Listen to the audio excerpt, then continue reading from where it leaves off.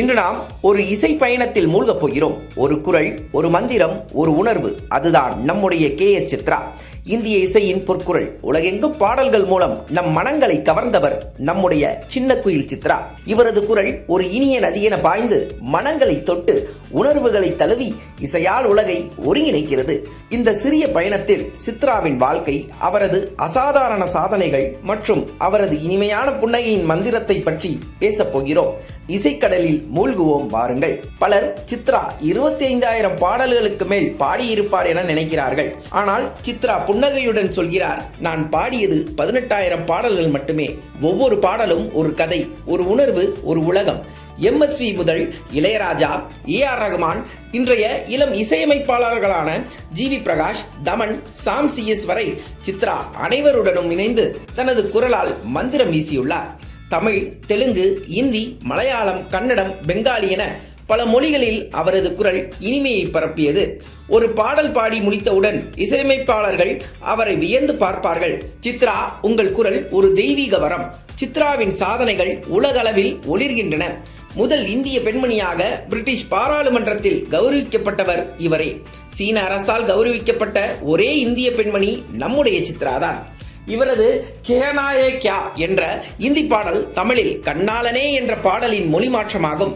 உலக புகழ்பெற்ற கார்டியன் பத்திரிகையில் இறப்பதற்கு முன் கேட்க வேண்டிய 1000 பாடல்கள் என்ற பட்டியலில் இடம்பெற்றது இந்த பாடலும் தான். இந்த பாடல் குறித்து சித்ரா உருக்கமாக கூறுகிறார், இது எனக்கு இறைவனின் ஆசீர்வாதம், என் வாழ்க்கையின் பொக்கிஷம் என்று. இந்த பாடல் ஒலிக்கும் போதெல்லாம் ரசிகர்களின் மனதில் காதல் மலர்கிறது, கண்ணீர் பெருகுகிறது. சித்ராவின் வாழ்க்கை இசையுடன் பின்னப்பட்ட ஒரு காவியம். அவரது தந்தை ஒரு ஆசிரியர், இசையை அவரது இதயத்தில் விதைத்தவர்.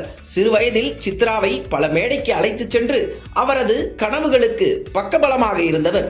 அவரது தாயாரும் ஒரு ஆசிரியை. கண்டிப்புடன் கூடிய அன்பால் சித்ராவை வளர்த்தவர். சித்ராவின் இயல்பு அனைவரிடமும் புன்னகைப்பது. அவரது புன்னகை ஒரு குழந்தையின் தூய்மையை ஒத்தது.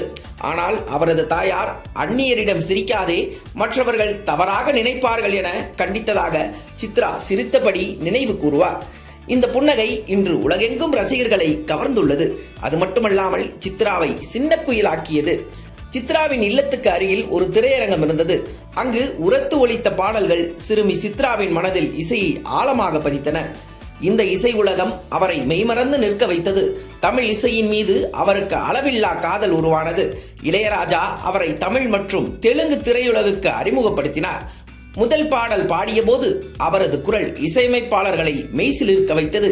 அன்று முதல் இன்று வரை சித்ரா திரை இசை உலகில் ஒரு மாபெரும் பொக்கிஷம். திரையுலகில் சித்ராவை எல்லோரும் தூய மனமுடையவர் என அழைக்கின்றனர். அவரது அர்ப்பணிப்பு, இசையின் மீதான பக்தி எல்லையற்றது. விடுமுறைகளுக்கு செல்வதை தவிர்த்து ஆண்டு முழுவதும் இசையில் மூழ்கி பாடல் பதிவுகளில் தன்னை அர்ப்பணித்தவர். விடுமுறை என்றால் என்னவென்றே அவருக்கு தெரியாது. இசையே அவரது வாழ்க்கை, இசையே அவரது மூச்சு. ஆனால் அவரது பயணம் சவால்கள் இல்லாமல் இல்லை. சில சொற்களை உச்சரிப்பதில் சிரமப்படும் கடுமையான விமர்சனங்களை எதிர்கொண்டார். பூஜைக்கேத்த பூவிது போன்ற தமிழ் பாடல்களை பாடுவது அவருக்கு கடினமாக இருந்தது. ஆனால் சித்ரா ஒருபோதும் கைவிடவில்லை. இரவு பகலாக உழைத்து தனது உச்சரிப்பை மேம்படுத்தி விமர்சகர்களை மௌனமாக்கினார். இந்த உழைப்பு இளைஞர்களுக்கு ஒரு மாபெரும் உத்வேகம். சித்ரா தன்னைத்தானே மிக கடுமையாக விமர்சிப்பவர். நான் இன்னும் சிறப்பாக பாடியிருக்கலாம் என தனது பாடல்களை மறுபரிசீலனை செய்வார். தனது சாதனைகளை பெரிதாக மதிப்பிடுவதில்லை. எப்போதும் தன்னை மேம்படுத்த வேண்டும் என நினைப்பவர். இந்த பண்பு அவரை தனித்துவமாக்கியது. தனது முதல் தேசிய விருது பெற்றபோது உலகம் அவரை கொண்டாடியது. ஆனால் சித்ராவின் மனம் மகிழ்ச்சியில் திளைக்கவில்லை. அவரது தந்தை புற்றுநோயால் மரணப்படுக்கையில் இருந்தார்.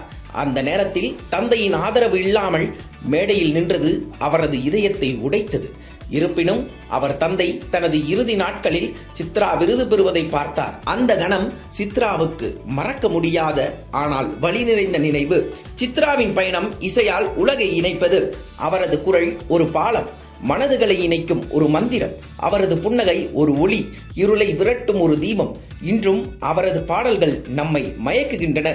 காதல், துக்கம், மகிழ்ச்சி, ஆன்மீகம் என எல்லாம் அவரது குரலில் உயிர் பெறுகிறது. சித்ராவின் குரல் என்றென்றும் நம்முடன் வாழும்.